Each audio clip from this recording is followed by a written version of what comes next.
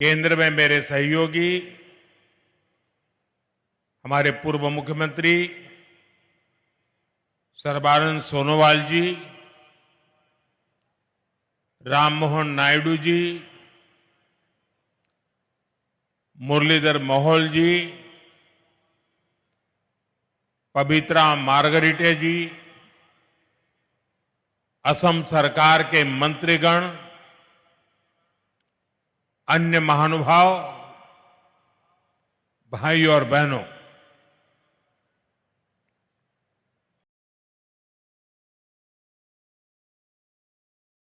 मैं अपना भाषण शुरू करूं उससे पहले मैं आप सबसे एक प्रार्थना करता हूं। ये आज विजय का आज का जो दिवस है एक प्रकार से विकास के उत्सव का दिवस है और ये सिर्फ असम नहीं, पूरे नॉर्थ ईस्ट के विकास का उत्सव है। और इसलिए मेरी आपसे प्रार्थना है कि अपना मोबाइल फोन निकालिए, उस पर फ्लैश लाइट चालू कीजिए और सबके सब इस विकास उत्सव में भागीदार बनिए। हर एक के मोबाइल फोन का लाइट जलना चाहिए। देखिए तालियों की गूंज से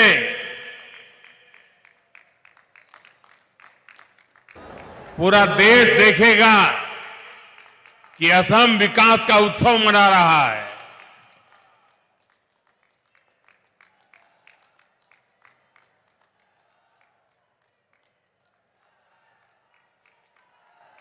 जब विकास का प्रकाश पहुंचता है तो जिंदगी की हर राह नई ऊंचाइयों को छूने लग जाती है। बहुत बहुत धन्यवाद सबका।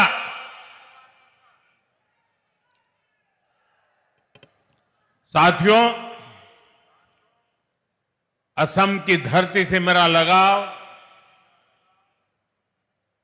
यहां के लोगों का प्यार और स्नेह और खासकर असम और पूर्वोत्तर की मेरी माताओं बहनों का अपनापन, ये मुझे निरंतर प्रेरित करते हैं, पूर्वोत्तर के विकास के हमारे संकल्प को ताकत देते हैं। मैं देख रहा हूं आज एक बार फिर असम के विकास में नया अध्याय जुड़ रहा है और ऐसे में भारत रत्न भूपेन दा की पंक्तियां बहुत सटीक हो जाती है। लुइदोर पार जिलिकाई टूली बोलोई आमी प्रतिज्ञाबद्ध आमी संकल्पबद्ध, यानी लुइत नदी का तट उज्जवल होगा, अंधकार की हर दीवार टूटेगी और ये होकर रहेगा, यही हमारा संकल्प है, यही हमारी प्रतिज्ञा है। साथियों, भूपेन दा की ये पंक्तियां केवल एक गीत नहीं थी, ये असम को प्यार करने वाली हर महान आत्मा का संकल्प था। और आज ये संकल्प हमारे सामने सिद्ध हो रहा है। जैसे असम में विशाल ब्रह्मपुत्र की धाराएं कभी नहीं रुकती, वैसे ही बीजेपी की डबल इंजन सरकार में यहां विकास की धारा भी अनवरत बह रही है। आज लोकप्रिय गोपीनाथ बोरदोलोई एयरपोर्ट के नए टर्मिनल का उद्घाटन हमारे इस संकल्प का प्रमाण है। मैं सभी असम वासियों को, देश के लोगों को इस नई टर्मिनल बिल्डिंग के लिए बहुत बहुत बधाई देता हूं। बहनों और भाइयों, अब से कुछ देर पहले मुझे गोपीनाथ बोरदोलोई जी की प्रतिमा का अनावरण करने का सौभाग्य मिला है। बोरदोलोई जी असम के पहले मुख्यमंत्री थे, असम का गौरव थे, असम की पहचान, असम का भविष्य और असम के हित उन्होंने कभी भी इससे समझौता नहीं किया। उनकी ये प्रतिमा आने वाली पीढ़ियों को प्रेरित करती रहेगी, उनमें असम को लेकर गौरव की भावना जगाएगी। साथियों, आधुनिक एयरपोर्ट जैसी सुविधाएं, कनेक्टिविटी का आधुनिक इंफ्रास्ट्रक्चर, ये किसी भी राज्य के लिए नई संभावनाओं और नए अवसरों के गेटवे होते हैं।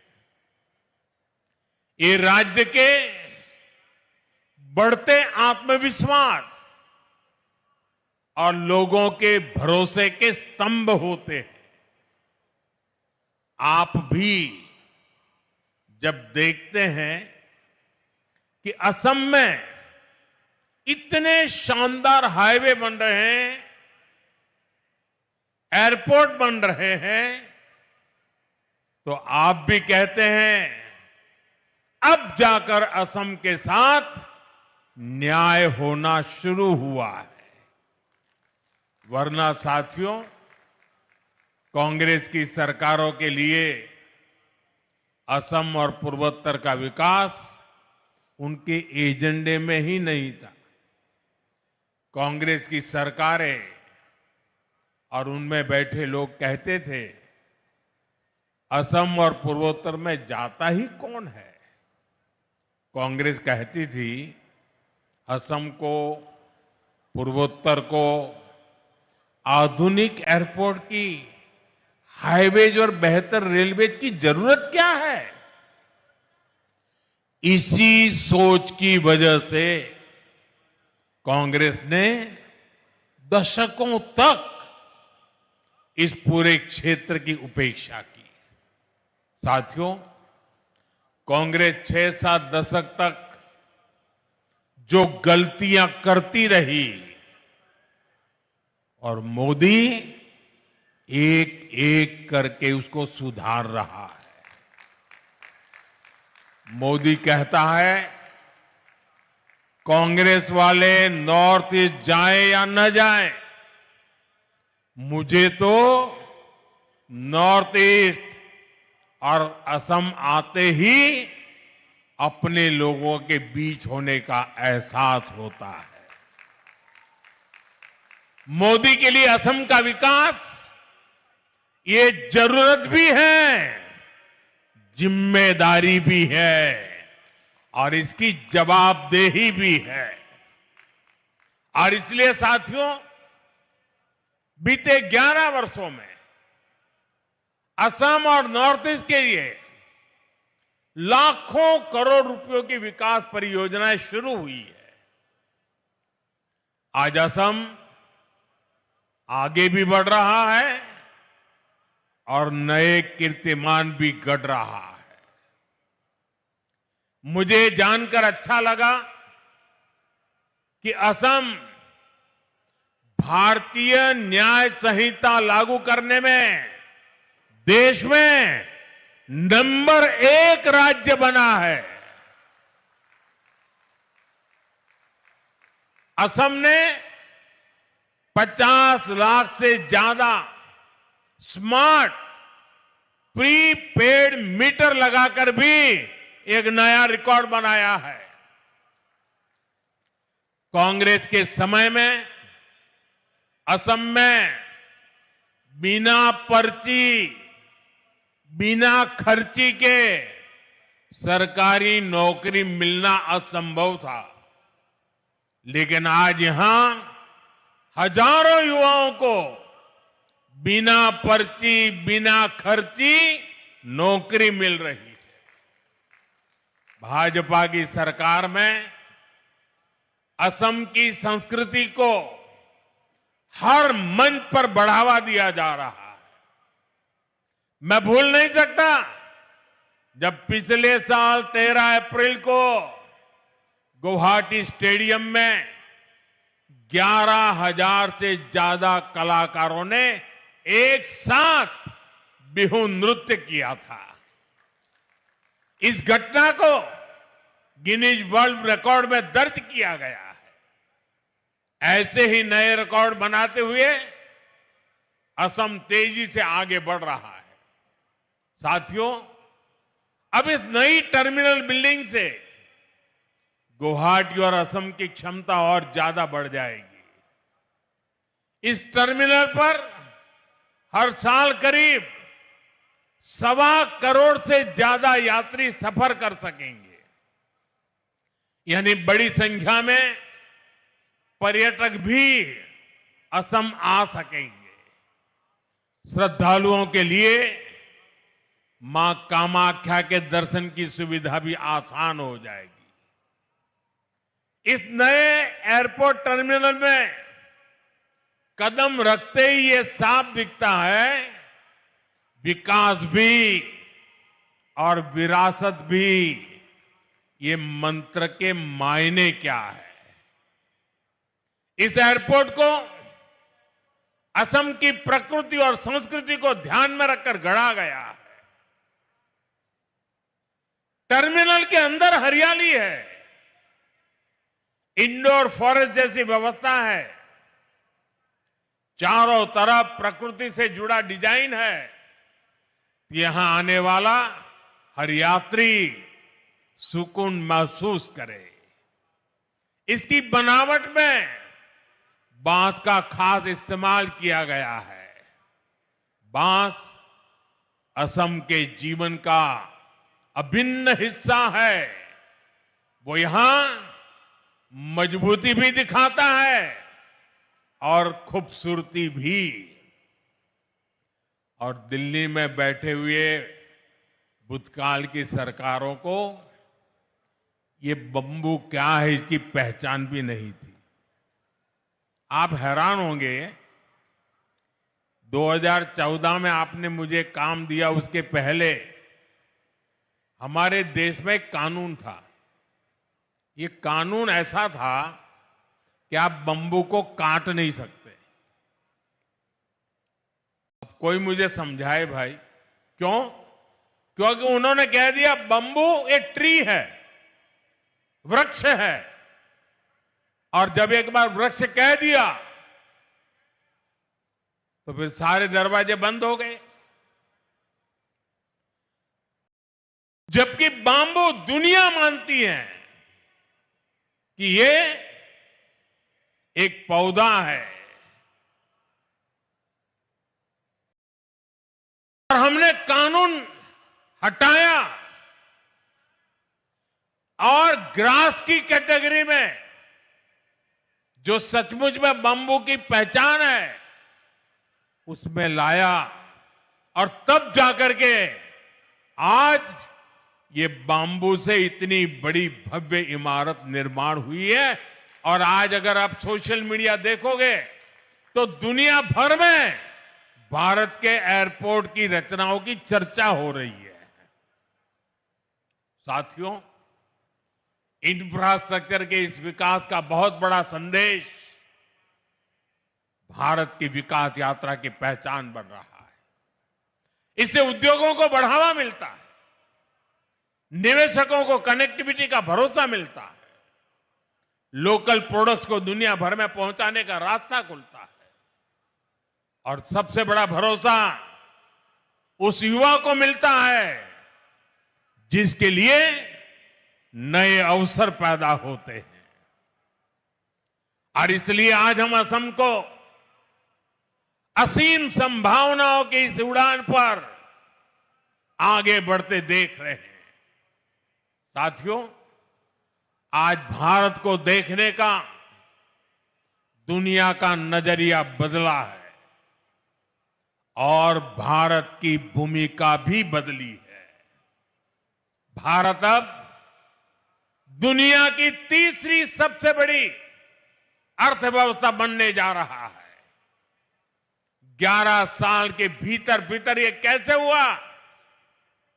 साथियों, इसमें बहुत बड़ी भूमिका आधुनिक इंफ्रास्ट्रक्चर के विकास की है। भारत 2047 की तैयारी कर रहा है। विकसित भारत के संकल्प को सिद्ध करने के लिए हम इंफ्रास्ट्रक्चर पर फोकस कर रहे हैं और सबसे अहम बात यह है कि विकास के इस महान अभियान में देश के हर राज्य के हर क्षेत्र की भागीदारी है। हम पिछड़ों को प्राथमिकता दे रहे हैं। देश का हर राज्य एक साथ प्रगति करे और विकसित भारत के मिशन में अपना योगदान दे। हमारी सरकार इस दिशा में काम कर रही है और मुझे खुशी है कि आज असम और पूर्वोत्तर हमारे इस मिशन का नेतृत्व कर रहे हैं। हमने एक्ट ईस्ट पॉलिसी के जरिए पूर्वोत्तर को प्राथमिकता दी और आज हम असम को भारत के ईस्टर्न गेटवे के रूप में उभरता देख रहे हैं। असम भारत को आसियान देशों से जोड़ने के लिए ब्रिज की भूमिका निभा रहा है। ये शुरुआत अभी बहुत आगे तक जाएगी और असम कई क्षेत्रों में विकसित भारत का इंजन बनेगा। साथियों, आज असम और पूरा नॉर्थ ईस्ट भारत के विकास का नया प्रवेश द्वार बन रहा है। मल्टी मॉडल कनेक्टिविटी के संकल्प ने इस क्षेत्र की दिशा और इसकी दशा दोनों बदली है। असम में नए पुल बनाने की रफ्तार, नए मोबाइल टावर लगाने की स्पीड, विकास के हर काम की गति सपनों को हकीकत में बदल रही है। ब्रह्मपुत्र पर बने पुलों ने असम की कनेक्टिविटी को नई मजबूती और नया आत्मविश्वास दिया है। आजादी के बाद के 6-7 दशक में यहां केवल 3 बड़े पुल बन पाए थे, लेकिन पिछले 1 दशक में 4 नए मेगा ब्रिज पूरे किए गए हैं। इनके अलावा कई ऐतिहासिक परियोजनाएं आकार ले रही है। बोगीबील और ढोला सदिया जैसे सबसे लंबे पुलों ने असम को रणनीतिक रूप से और अधिक सशक्त बना दिया है। रेलवे कनेक्टिविटी में भी एक क्रांतिकारी बदलाव आया है। बोगीबील ब्रिज के शुरू होने से अपर असम और देश के बाकी हिस्सों के बीच की दूरी सिमट गई है। गुवाहाटी से न्यू जलपाईगुड़ी तक चलने वाली वंदे भारत एक्सप्रेस ने यात्रा के समय को कम कर दिया है। देश में वाटरवेज के विकास का फायदा भी असम को मिल रहा है। कार्गो ट्रैफिक में 140% की बढ़ोतरी हुई है। इस बात का प्रमाण है कि ब्रह्मपुत्र केवल नदी नहीं, बल्कि आर्थिक शक्ति का प्रवाह है। पान्नू में पहली शिप रिपेयर सुविधा विकसित हो रही है। वाराणसी से डिब्रूगढ़ तक चलने वाली गंगा विकास क्रूज को लेकर उत्साह है। इसे north east global cruise tourism के मानचित्र पर स्थापित हो गया है।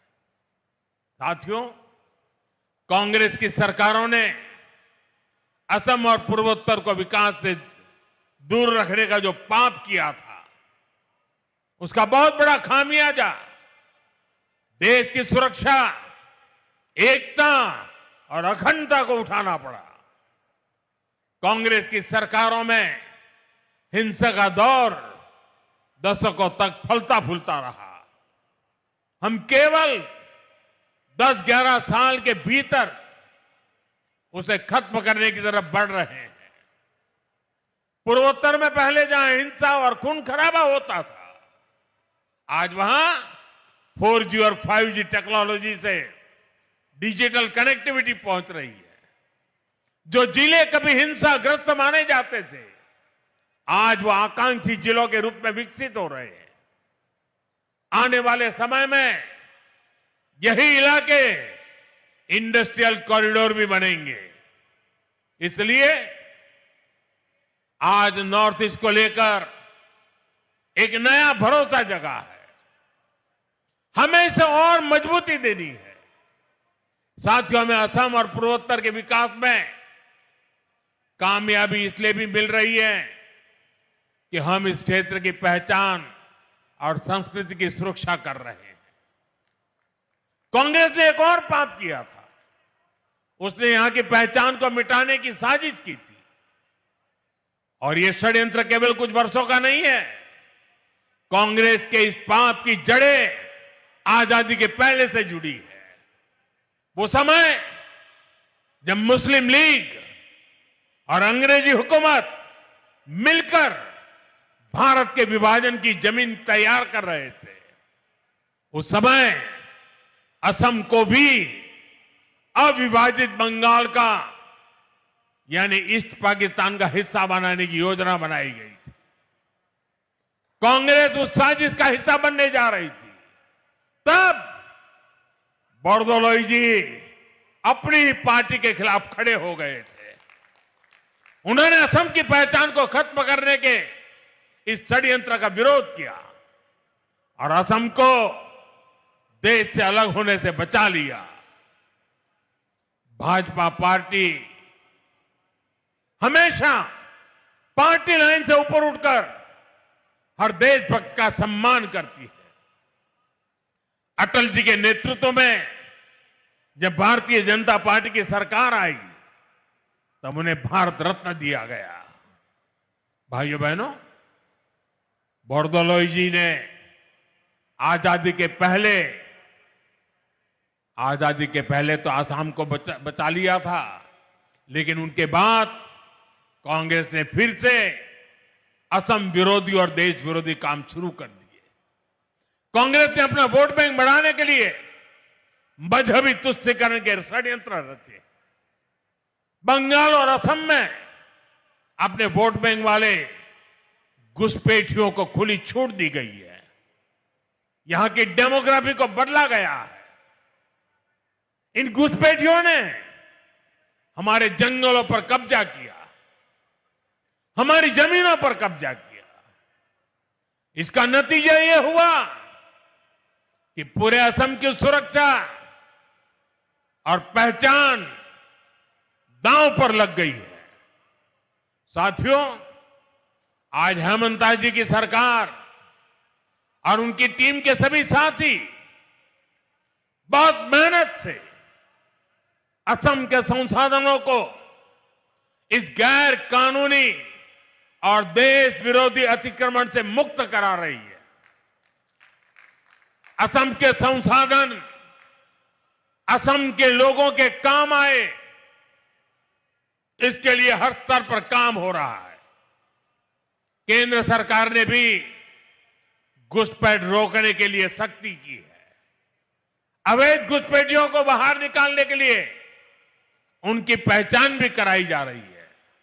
लेकिन भाइयों बहनों, कांग्रेस पार्टी और इंडी गठबंधन के लोग खुलकर देश विरोधी एजेंडे पर उतर आए हैं। देश का सुप्रीम कोर्ट तक घुसपैठियों को बाहर करने की बात कर चुका है, लेकिन ये लोग घुसपैठियों के बचाव में बयानबाजी कर रहे हैं। इनके वकील कोर्ट में घुसपैठियों को बचाने की पैरवी कर रहे हैं। चुनाव आयोग निष्पक्ष चुनाव के लिए एसआईआर की प्रक्रिया कर रहा है, तो इन लोगों को देश के हर कोने में तकलीफ हो रही है। ऐसे लोग असमिया भाई बहनों के हितों को नहीं बचाएंगे। ये लोग आपकी जमीन और जंगलों पर किसी और का कब्जा होने देंगे। इनकी देश विरोधी मानसिकता पुराने दौर की हिंसा और अशांति वाले हालात पैदा कर सकती है। और इसलिए मेरे आसाम के भाई बहन, हमें बहुत सावधान रहना है। जिस असम की अस्मिता के लिए बोरदोलोई जी जैसे लोगों ने जीवन भर अपना सब कुछ न्यौछावर किया, हमें उसकी रक्षा करनी है। असम के लोगों को एकजुट रहना है।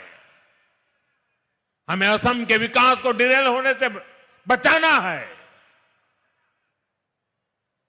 कांग्रेस के षड्यंत्रों को पल पल कदम कदम पर विफल करते रहना है। साथियों, आज दुनिया भारत की ओर उम्मीद से देख रही है। भारत के भविष्य का नया सूर्योदय पूर्वोत्तर से ही होना है। इसके लिए हमें साथ मिलकर अपने सपनों के लिए काम करना होगा। हमें असम के विकास को सबसे आगे रखकर चलना होगा। मुझे विश्वास है हमारे सामूहिक प्रयास असम को नई ऊंचाई पर ले जाएंगे।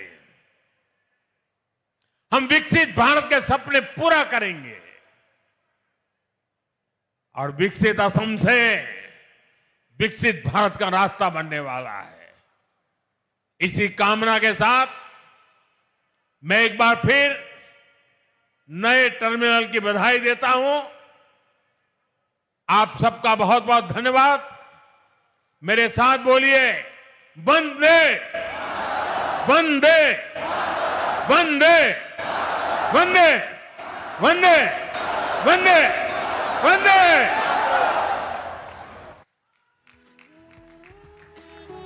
महोदय, आपके साथ गर्भित और मार्गदर्शक उद्बोधन के लिए हम